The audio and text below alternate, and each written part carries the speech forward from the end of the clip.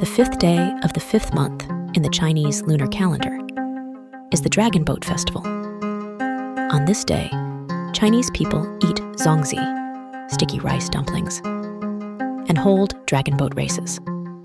These activities are all related to the patriotic poet Yuan. Yuan was a high-ranking official in the state of Chu during the Warring States period.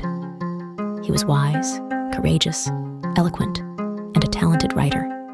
He was an excellent envoy abroad and provided valuable advice to the king of Chu domestically. Most importantly, he was full of patriotic fervor and was always concerned about the state of his country.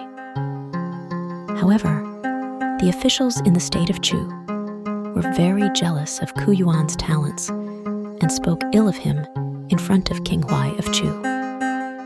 They said, Yuan is really arrogant. He thinks he is great just because he holds a high position and believes that the country would collapse without him. Look, he doesn't even respect you. King Huai of Chu wanted to establish friendly relations with the state of Qin at the time, which often led to conflicts with Yuan. After hearing these slanders, King Huai was infuriated and exiled Yuan. At that time, Qin and Chu were the most powerful states in the world. Qin had always wanted to destroy Chu and set a trap by inviting King Huai to a meeting and offering him a beautiful woman in marriage.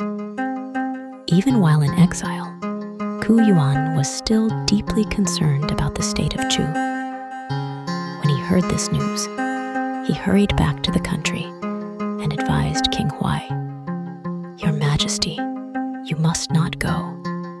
Qin is as cunning as a venomous snake. This time, they have surely set a trap to harm you." King Huai looked at Yuan sideways, snorted, and dismissed him, ignoring his advice. As a result, King Huai was indeed imprisoned and killed by Qin.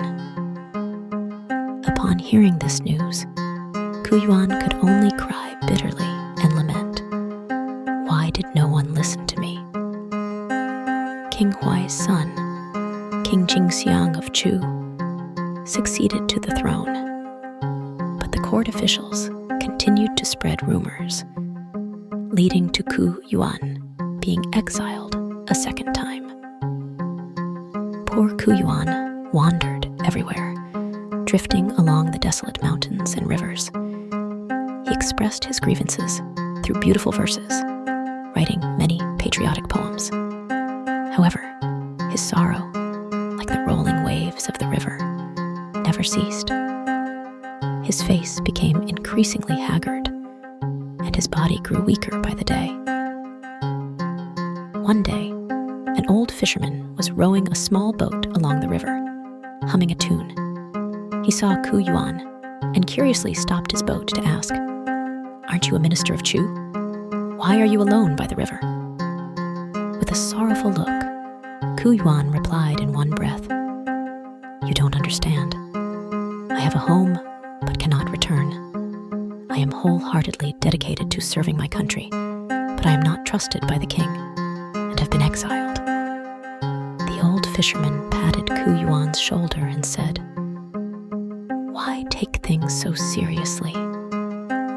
Look at the other officials. No matter how chaotic the state affairs are, they still eat and sleep happily every day. You should learn from them. Why bother so much?" Yuan answered, "You don't understand. As a minister, one should fulfill their duties. How can one eat, drink, and be merry, living a muddled life?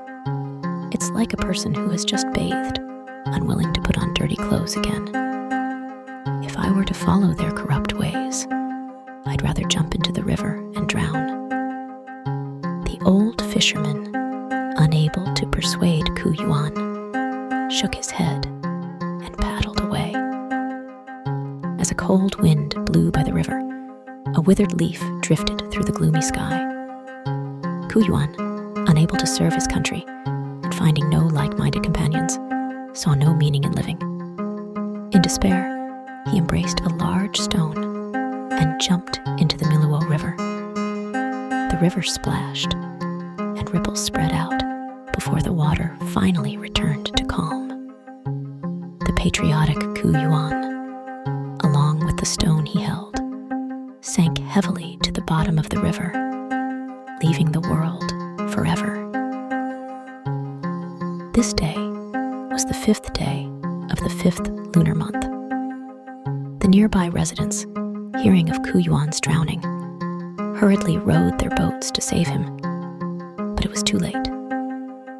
They could only beat drums to scare away the fish and shrimp, and put rice wrapped in bamboo into the river to feed the fish and shrimp so they wouldn't eat Yuan's body.